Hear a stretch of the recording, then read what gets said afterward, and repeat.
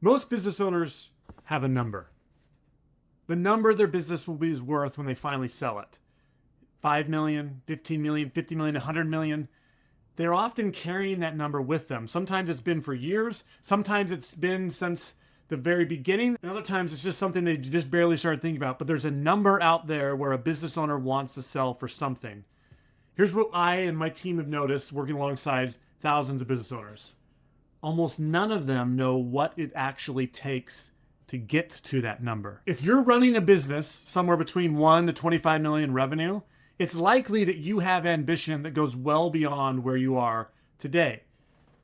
Maybe it's about the exit. Maybe it's about what you want to leave behind as a legacy. Maybe it's about proving something to yourself or to your family that goes beyond money. Whatever it is, whatever's driving that ambition, you have some sort of destination out there in your mind.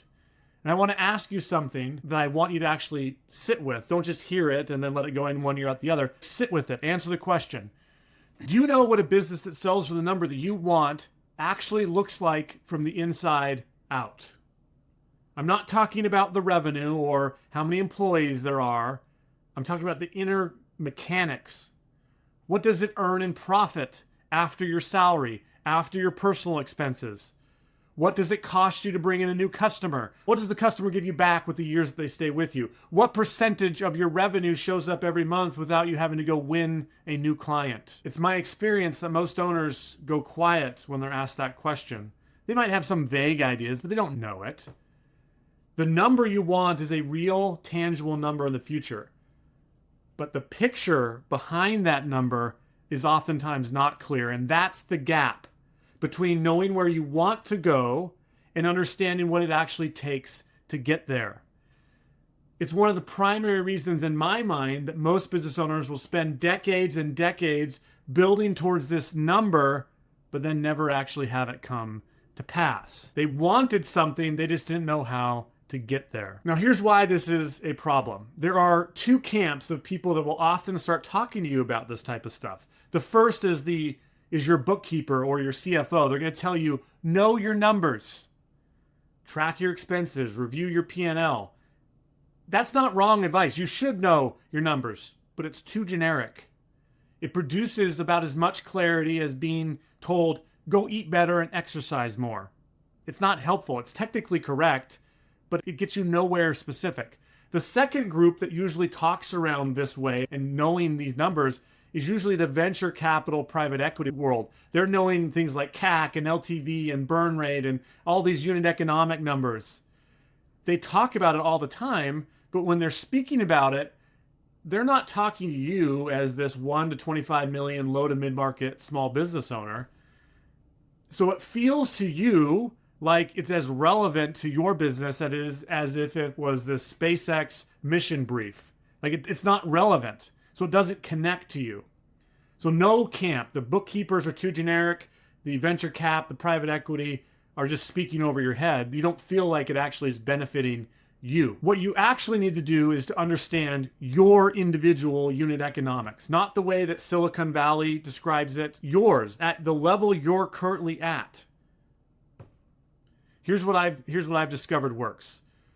Just start with that exit number and then work backwards from there.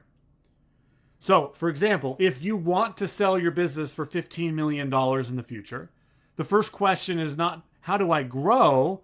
It's, what does a business that sells for $15 million actually look like? In most businesses at your level, buyers are paying a multiple of something called your normalized EBITDA. That multiple typically sits usually around 4 to 6x, depending on what your sector is, how predictable your revenue is, and how much the business personally depends on you to function. So I want to give you this in as plain math as I possibly can.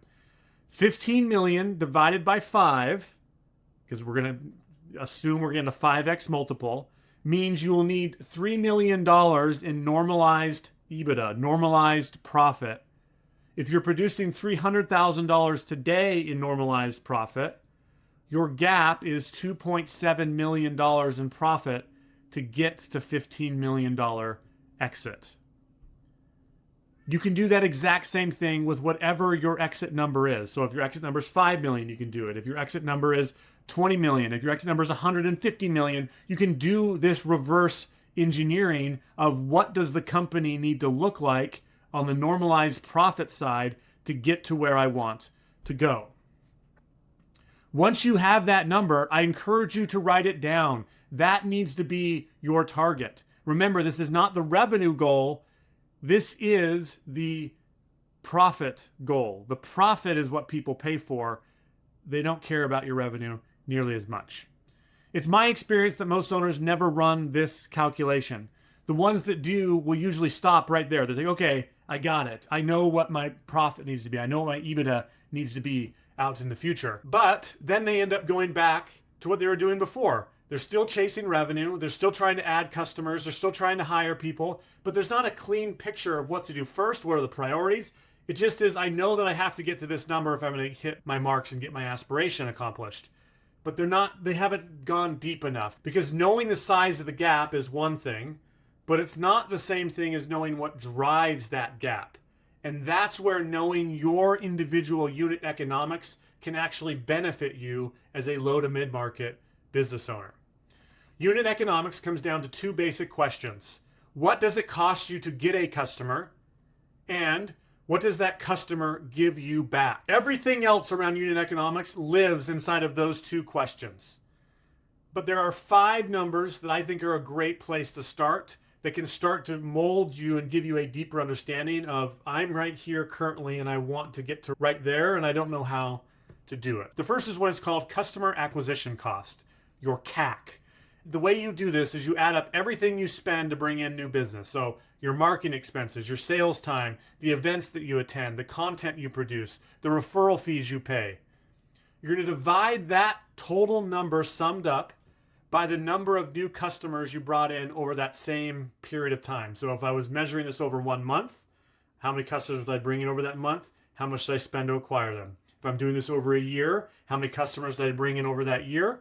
I divide the number of how much it cost me across all those individual data points, and I divide it by how many customers I brought in. Most owners usually guess at this, or they've never really calculated it. So when they run it for the first time, they're often surprised. So it's either significantly higher than you thought, which means that you've been underpricing the work, or you're investing in channels that don't really convert really well, or it's actually like really close to zero, which means that the business is running almost entirely on referrals. So you actually don't have a way to grow intentionally because your whole business model is based off referrals. The second unit economic data point to measure is what's called customer lifetime value, your LTV. Take the average revenue a customer generates with you per year, multiply that by your gross margin on that revenue, and then multiply that by how many years they typically stay. The ratio between your LTV and your CAC tells you whether your model is working or not. If it costs you $5,000 to acquire a customer who over time gives you $8,000 back, that's a hard uphill climb to acquire a customer, and it doesn't give you a lot of profit. If it costs you $2,000 to acquire a customer and it gives you back $25,000, you now have something that you can pour fuel on that will create more profit. That's something that can give you your aspiration.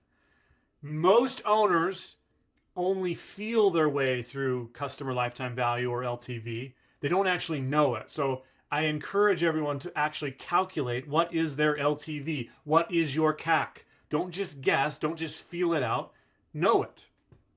The third data point to know is your gross margin. Revenue is what comes in. Gross margin is what's left after you've paid the direct cost of delivering your service or product. So 2 businesses could both be doing $3 million a year in revenue, one at a 30% gross margin and one at a 60% gross margin. Those are not the same business. The first one had $900,000 to cover overhead and to create profit. The second one has $1.8 million in revenue to cover overhead and profit. Those are two completely different assets. And here's why that matters at exit. Because buyers are not buying your revenue. I think we've hit that home pretty hard. They are buying your earnings. Gross margin is where earnings begin. The fourth data point is your recurring revenue percentage. Revenue that shows up without you having to win a new client over and over again looks like things like retainers, subscriptions, long-term contracts, repeat customers that are on repeatable, predictable schedules. Transaction revenue has to be won over and over and over again. It creates a ton of volatility for the business. It is very difficult to forecast, and it makes buyers of businesses very nervous.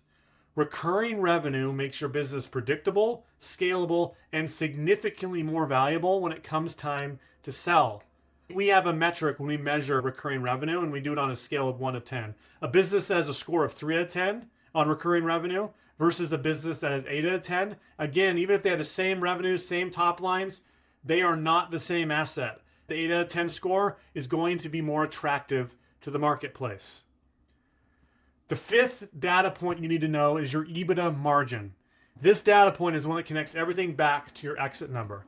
A business doing $5 million in revenue at a 15% EBITDA margin produces $750,000 in earnings. At a 5 times multiple, that's $3.7 million.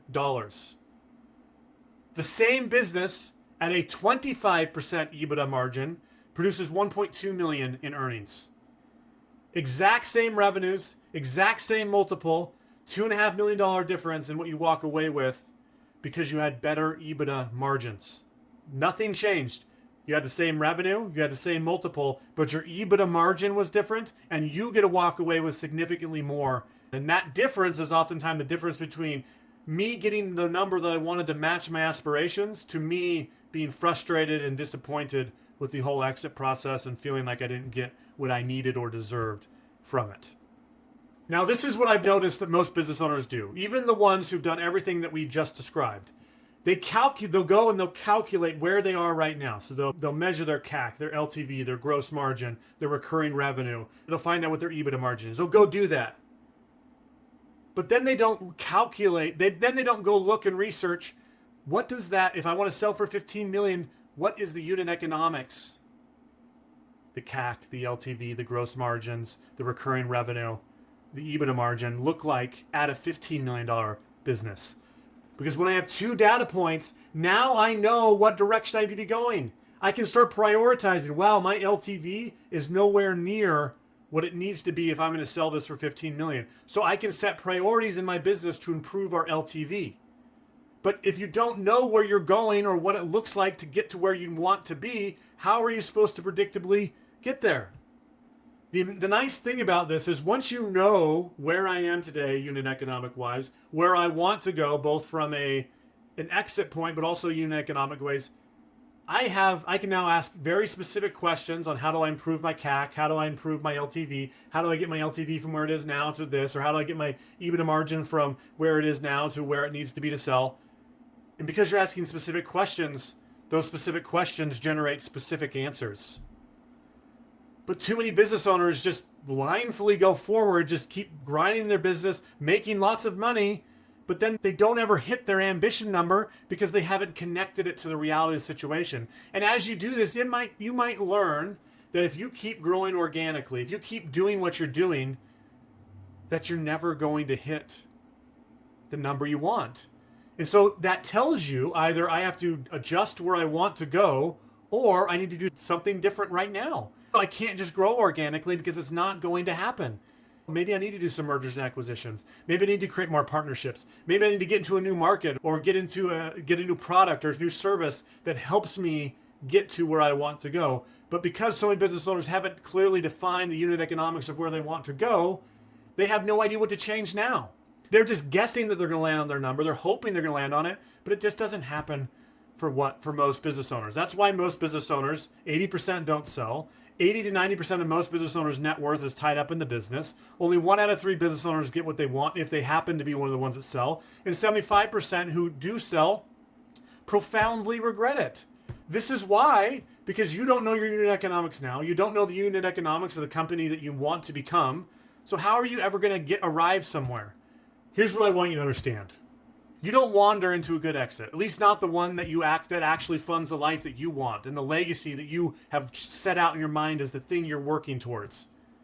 The business owners who exit on their terms, at their number, in the timeline that they wanted, knew exactly what they were building towards. They had both columns, where they are now and what the business needs to look like. And then they moved towards those metrics deliberately to improve them. This isn't as complicated as it sounds. It's not reserved for people who only have finance degrees or in private equity or do venture capital things or CFOs or bookkeepers. It's available to you. You can run your LTV. You can calculate your CAC. You can look at what your gross margins are. You can check on your recurring revenue and improve your recurring revenue numbers. You can know what your EBITDA margin is. When you do that, you're going to have something that most business owners never have. A specific target with specific metrics that you can actually take action on.